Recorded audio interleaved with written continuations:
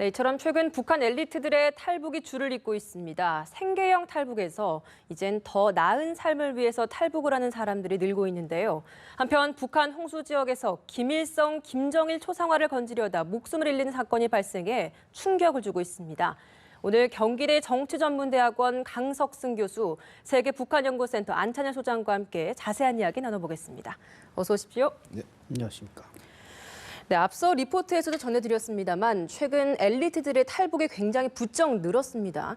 이런 것들이 생계형 탈북에서 이제는 좀 삶의 질을 높이기 위한 탈북이 많이 늘어난 거 아니냐 이런 이야기가 있습니다. 교수님 어떻게 보십니까? 네, 일단 뭐 상대적인 차원에서 본다면 그런 성향을 띠고 있겠죠. 예. 그러나 아직까지도 이 생계형 탈북이 상당히 많은 비중을 차지하고 있는 거죠. 그러나 최근에 탈북한 분들을 보게 되면은 조금 아까 멘트에서도 나왔지만 중상류층에 속하는 사람들, 특히 해외에 주재하고 있는 예. 사람들이 오고 있기 때문에 이것이 조금 아까 말씀하신 보다 잘 살기 위해서, 보다 나은 삶을 위한 이민용 예. 탈북이다 이렇게 볼 수도 있겠지만 아직도 절대적인 다수는 생계형 탈북자가 차지하고 있기 때문에 우리가 이것을 너무 확대 해석하는 것은 좀 우리가 유념해야 될 것 같고요. 네. 일단은 아직까지는 생계형 아직은 탈북이 생계형 탈북이 많다. 네, 그다음에 또 하나 주 특징이라고 하는 것은 이제까지 탈북 유형을 보게 되면은 중국과의 국경선을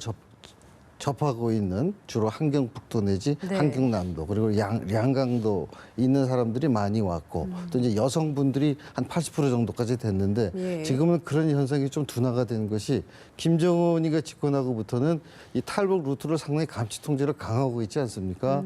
그러니까 브로커 비용도 상당히 많이 들고 중국 국경까지 넘어가는 게 예전은 조금만 돈 들이고 조금만 노력하면 되는데 지금은 그것이 상당히 어렵다는 거죠. 그래서 이런 국경 연선에 있는 분들보다는 이 내륙 지역에 있는 평안도, 강원도에 있는 분들이 국경까지 오는 게 또 이제 1차 루트로 되고 국경 넘고 또 중국 등 제3국에서 넘어오는 그러니까 하나의 코스가 더 늘어났다고 보는 것이 특징적일 겁니다. 네, 알겠습니다.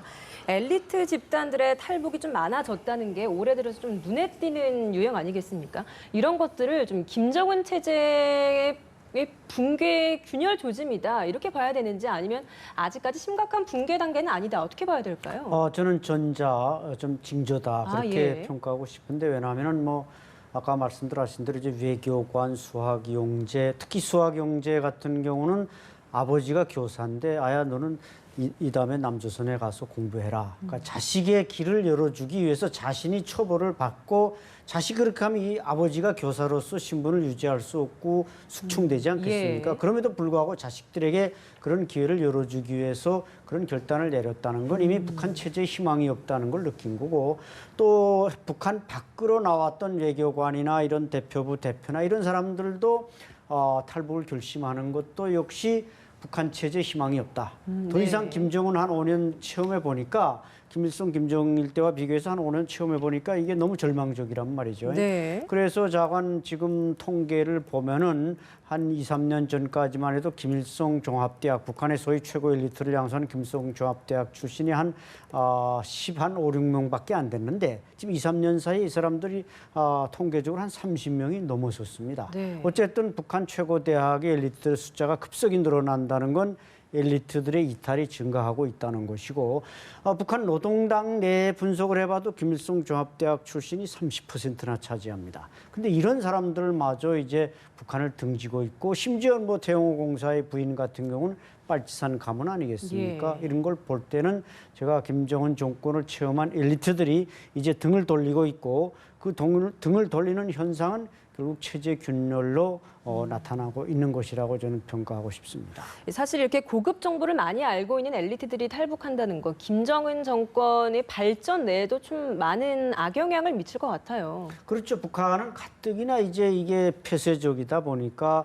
이미 89년도 동굴 아파 사회주의가 무너질 때 학부 유학생들은 싹 다 철수시키지 않았습니까? 네. 그리고 그 후에 이제 산별적으로 그냥 그 대학원, 뭐 연구과정 이런 사람만 북경이나 뭐 러시아나 하나 일부 내보내 공부시켰고 그래서 이제 북한 엘리트들이 머리를 쓰는 것이 외교관이나 무역대표부나 이런 보건성 대표부 사람들이 자기가 파견 나가면서 뇌물을 주고 자식들을 데리고 나간 겁니다. 예. 그래서 나가서 이제 좋은 대학 공부시키니까 외국에 나가서 공부시키니까 그걸 북한 대학과 비교를 할 땐 도저히 돌아가고 싶은 생각이 없는데 예. 김정은이 지난 태영호 공사 이후에 뭐 18세 이상 다 소환령을 내렸거든요. 그러니까 아마 그 자식을 다시 북한으로 데려가야 하는 사람들로서는 자기 자신보다도 자식들 때문에 이제 탈북을 결심하고 심지어 어떤 사람들은 뭐 외국에서 자기가 죽은 것처럼 사망 신고를 내고 네. 자식을 이제 데리고 탈북하는 이런 현상까지 일어나고 있는 겁니다. 네, 알겠습니다. 이렇게 북한을 등지는 사람이 있는가 하면 북한 마지막까지 충성을 보이다가 목숨을 잃는 사람들도 있었습니다. 얼마 전에 이제 홍수 피해가 굉장히 극심했던 함경북도 쪽에서 지금 한 학교의 김일성, 김정일 부자의 초상화를 건지려다가 무려 13명이 목숨을 잃는 사건도 있었다고 해요. 아니, 북한에서는 이 김일성, 김정일 초상화가 어떤 의미길래 이렇게 목숨까지 바쳐가면서 건지려고 하는 겁니까? 네, 그건 뭐 우리 일반 국민들이 이해하기 상당히 어렵죠. 그쵸. 우리 같은 경우는 어저께도 울산이라든가 네. 제주도 같은데 물난리가 나지 않았습니까? 그쵸. 이럴 때 다급할 때 대한민국 국민이라면 자기가 가장 귀하게 생각하는 거. 일단 뭐 가보랄지 또 그리고 사람의 목숨이겠죠. 그렇죠. 예. 그런 거죠. 그런 걸 챙겨갖고 나오는데 북한 같은 경우는 그것은 이차적인 거고 부차적인 거고 가장 중요한 게 바로 김일성, 김정일 초상화입니다. 아, 예. 그래서 이런 사례가 있습니다. 예전에 개성공단이 활성화됐을 때 개성공단에 가면 북한 사람들이 노동신문을 보라고 줍니다. 그럼 우리 근로자들이 무심코 이 노동신문을 의자에 앉을 때 깔고 앉는단 말이에요. 네네. 깔고 앉는데 거기 이제 김정일 사진이 그걸 깔고 가게 되면 거기서 네. 상당한 곤혹을 치르는 거죠. 그래서 네. 김일성, 김정일의 초상화라는 것은 적어도 북한 주민들에게 있어서는 절대적으로 숭상을 할 수 있는 우리 뭐 예수와 버금가는 아주 절대적인 카리스마를 갖고 있는 거기 때문에 절대 절명의 순간에도 가장 먼저 챙기는 것이 바로 김일성, 김정일 초상화죠. 그래서 북한 당국에서는 김일성, 김정일 초상화를 화재가 났다 할 경우에도 그걸 갖고 나오면은 우리 뭐 안 소장님 잘 아시겠지만 이 영웅이 되는 거 아니겠습니까? 네. 그래서 이 김씨 가문을 우상화 신격화하기 위한 도구로 사용하기 때문에 이번에도 마찬가지 아니겠어요? 그 초상화 우리가 볼 때는 별거 아니지만은 그거를 갖고 나오느라고 희생을 당했고 또 우리가 언뜻 떠오르는 예 중에 하나가 벌써 몇 년 지났지만 유니버시아드 대회 때 그때 이제 북한의 응원단들 오지 않았습니까? 그 응원단을 숙소로 이동하는 과정에서 비가 마침 왔는데 네. 김대중 전 대통령하고 김정일 초상화가 비를 맞고 있으니까 이구동성으로 차에서 내려서 상당히 항의하지 않았습니까? 예. 그것도 역시 마찬가지로 신격화 우상화 일환이고 그것은 이제 좀 명칭이 바뀌었지만 유일사상 10대 원칙에서 이 최고 존엄을 손기하거나 손상시키는 행위를 봤을 때는 가장 먼저 그건 적극적으로 대처해야 된다 하는 거에 따라서 초상화하게 되면은 세상에 더 없는 보물로 간주하기 때문에 이렇게 자기 목숨을 희생하면서까지 들고 나온 걸로. 그렇게 희생을 해서 초상화를 건져내면 그 후에 어떤 뭐 그렇죠. 다른 이제 대우를 받게 되나요? 받게 되죠. 조금 아, 아까 그래요? 영웅으로 예. 칭송을 하니까 영웅이라는 건 단순히 영웅이 아니라 예. 영웅의 명예도 얻지만은 뭐 생활 그 환경도 좀 그렇죠. 바뀌나요? 거기에 아. 버금가는 여러 가지 특전과 네. 혜택을 주니까 너나 할 것 없이 위급한 상황에서 가장 중요한 건 초상화다. 그리고 또 뭐 안 소장님 잘 아시겠지만 아침마다 일어나면은 김일성, 김정일 초상화 닦는 거 있지 않습니까? 그거를 정성사항이라고 아, 네. 그러죠. 예, 예, 예. 그러니까 그런 것이 다 그 맥을 같이 하는 거라고 이렇게 볼 수 네. 있겠습니다. 근데 정작 김정은은 지금 수해 지역의 코백에도 보이지 않고 있지 않습니까? 그렇죠. 근데 단지 그 간부들 중에서 유일하게 박봉주 총리만 보냈단 말이에요. 네. 그 많은 간부들 중에서 박봉주 총리를 보냈다, 총리만 보냈다. 이건 저희가 어떤 의미로 좀 해석을 해야 할까요? 그렇죠. 김정은은 안 가고 박봉주를 보냈다. 박봉주는 지금 권력소에 한 4, 5위 정도밖에 안 되거든요. 네. 뭐 김영남 상임위원장은 뭐 워낙 80대 고령이니까 갈 수가 없을 거고 그러면 황병서나 최용해급을 보내도 좀 격이 높아 보일 텐데 유일하게 박봉주를 보냈단 네. 말이죠. 이 사람은 내각 총리로서 사실 지방 덕천공업대학을 나왔고 지방에서 기업소 지배인을 하다가 이제 출세해서 올라간 사람인데 네. 외모에서부터 뭔가 좀 서민형 풍은 많이 느끼는 사람이 분명합니다. 그런데 아마 제가 볼 때는 지금 북한의 수재가 난 지역이 이제 국경 함경북도 지역으로서 원래 평양에 대한 감정이 안 좋은 지역입니다. 따라서 네. 자칫 그 김정은이 갔다간 돌팔매질을 맞을 가능성도 있고 물론 예. 뭐 총을 드는 경호원들이 다 지켜서 그렇게 하긴 어렵겠지만 또 황병서나 저 최용해도 어떻게 반질반질해서 빠졌는지 잠깐 당에서 이제 박봉주를 보냈습니다마는 그것은 아마 그런 반발 그다음엔 좀 주민들의 어떤 좀 유화적인 분위기를 풍기는데 이 박봉주 서민형 얼굴을 보내는 게 좋겠다. 그렇게 예. 아마 노동당이 판단하고 보낸 것 같습니다. 이렇게 김정은은 정작 얼굴도 비치지 않았지만 다행히 피해 지역의 변전소나 송전선로 같은 건 많이 복구됐다는 소식이 전해져 왔습니다. 이게 또 유엔의 긴급 지원이 있었기 때문이라고 하는데 조선중앙통신에서 이 소식을 전하면서 처음으로 유엔 기구의 지원을 받았다라는 소식도 함께 전했단 말이에요. 네. 사실 북한이 그동안 유엔 안보리 제재에 대해서 굉장히 비난도 많이 했고 이런 행보를 본다면 이번에 북한이 이런 사실을 이례적으로 공개했다. 이것도 어떤 좀 정치적인 의도가 있을까라는 생각이 듭니다. 네, 뭐 여러 가지 이유가 복선적으로 깔려 있다고 봐야 되겠죠. 그래서 조금 아까 조선중앙통신에서 보도한 것은 우리처럼 이렇게 구체적으로 육하원칙에 입각해서 보도한 게 아니라 유엔 아동기금에서 성금을 보내줬다 하는 아주 한 센텐스 정도밖에 안 되는 거죠. 그러면 왜 이 시점에서 북한 당국이 그런 보도를 했느냐 하는 것은 KCNA, 조선중앙통신은 북한 유일의 관정통신입니다. 우리 예.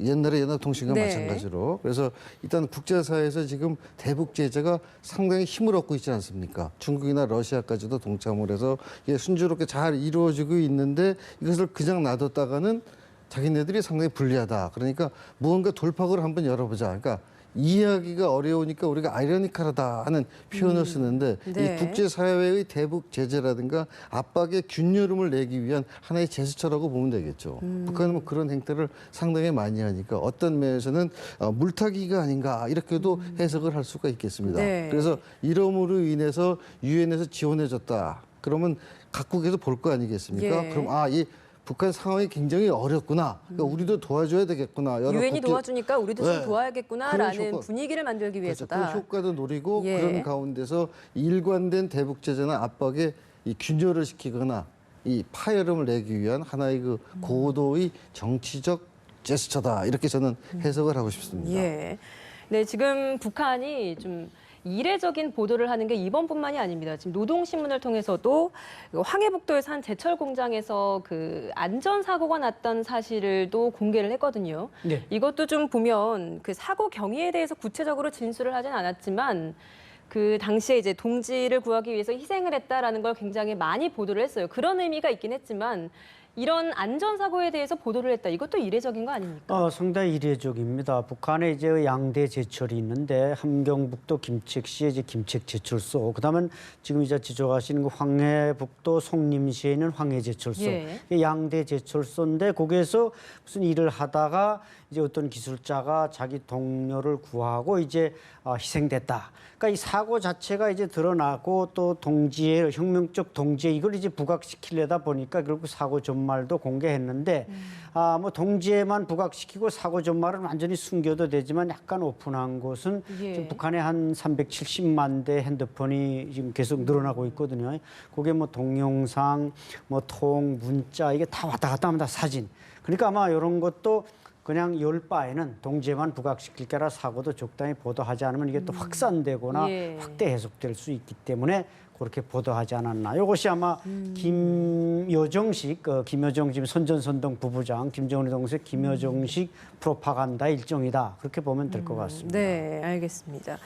지금 이렇게 북한은 내부에서 주민들의 고삐를 재기 위해서 이런 좀 동력을 좀 더 고삐를 재기 위해서 이런 보도도 내세우고 있는 것 같은데 정작 국제사회는 조금 안보리가 좀 더딘 게 아니냐라는 생각이 듭니다. 러시아가 의장국을 맡으면서 이런 안보리 제재 결의안이 초강력 제재안이 마련되는데 더 좀 더뎌지는 거 아닌가라는 생각도 들거든요. 네, 그런 우려도 뭐 없지 않아 있기는 하지만은 유엔이라는 특히 안보리라는 기구가 이렇게 몇 개 국가가 있는 게 아니지 않습니까? 그렇죠. 일단 이사국 15개국들이 의견을 조율해야 되니까 어느 정도 시간이 걸리는 건 당연한데 우리 생각은 보다 빨리 추가 제재 조치가 나왔으면 좋겠다 하는 기대와 바람에서 좀 더뎌지는 게 아니냐 그러는데 좀 기다려 보면 지금 어저께 오늘 연이어서 우리 외교 장관께서도 EU 대표하고 협의를 하지 않았습니까? 북한의 핵 문제와 관련해서. 그리고 또 미국과 중국에서도 추가 제재를 지금 긴밀하게 협의를 하고 있습니다. 그래서 조금 전에 지적을 하셨지만 러시아가 의장국을 맡으니까 뭐 일종의 목리를 부리는 게 아니냐, 네. 뭐 그런 해석도 가능하지만 지금 러시아가 의장국을 모처럼 만에 맡았는데 러시아와 미국 간에는 여러 가지 문제가 있지 않겠습니까? 우크라이나 문제도 있고 시리아 문제도 있고 그런 문제들이 또 겹쳐 있고 또 러시아로서는 푸틴이 강력한 러시아를 재건하겠다라고 하는데 지금 추세를 보면은 미국은 중국을 통해서만 북한을 이렇게 핸들링 하려고 그러고 러시아는 어떤 면에서 소외돼 있는 형국이니까 러시아로서는 이런 기회에 우리가 먼저 우리 존재 가치를 좀 보여주자 하는 것들이 내심으로 이렇게 좀 게재돼 있는 것이 아닌가. 그래서 네. 결론적으로 말씀을 드리면은 좀 우리 기대에 조금 못 미치는 시일이 좀 끄는 경향은 있지만 그래도 유엔 안보리가 이제껏 북한 핵 개발에 대해서는 이구동성으로 한 목소리를 냈으니까 조금 기다리게 되면은 곧 추가 제재 조치가 나오지 않을 것인가 이렇게 저는 낙관적으로 보고 싶습니다. 네, 근데 지금 사실 50일을 이미 넘겼고 곧 60일이 넘는 시점인데도 아직까지 어떤 조치도 나오지 않다 보니까 이게 좀 북한에게 핵 미사일을 개발하는 데 시간을 줘버리는 격이 되지 않을까라는 걱정도 있습니다. 그렇죠. 이제 북한은 뭐 내일 모레가 됐습니다만은 핵 실험 10주년인 10월 9일 또 노동당 창당 10월 10일 네. 뭐 이 전후로 해서 또 다시 6차 핵실험이나 또 ICBM 발사라든지 여러 가지 도발을 준비하고 있는 걸로 알려지고 있지 않습니까?